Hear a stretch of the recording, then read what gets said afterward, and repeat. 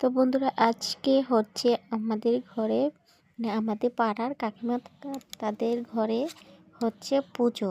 তো কি পুজো হচ্ছে, তো ভিডিওটা স্কিপ না করে পুরো ভিডিওটা দেখার অনুরোধ করলাম। তো দেখো বলছি সবাই এখানে ব্রাহ্মণ মশাই পুরো, তো ব্রাহ্মণ মশাই কিন্তু এখানে পুজো করতে বসে গেছে। এখানে আমার দিদিভাই আছে, কাকিমা আছে, জেঠিমা আছে, সবাই আছে, পুজো করছে। কেউ ধূপকাঠি জ্বালাচ্ছে, কেউ প্রদীপ জ্বালাচ্ছে, সবাই সুন্দর করে। আর একজন তো দাঁড়িয়ে আছে প্রদীপ নিয়ে, তো জ্বালাবে এখানে। তো পুজোটা করতে করতে অনেক সন্ধ্যা হয়।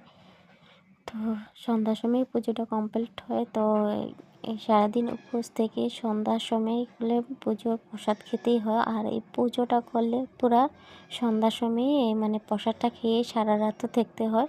তো প্রসাদ ছাড়া আর কিছু খেতে পারবে না, রাত্রে ভাতও খেতে পারবে না। তো পুজোটার নিয়ম হচ্ছে এটাই।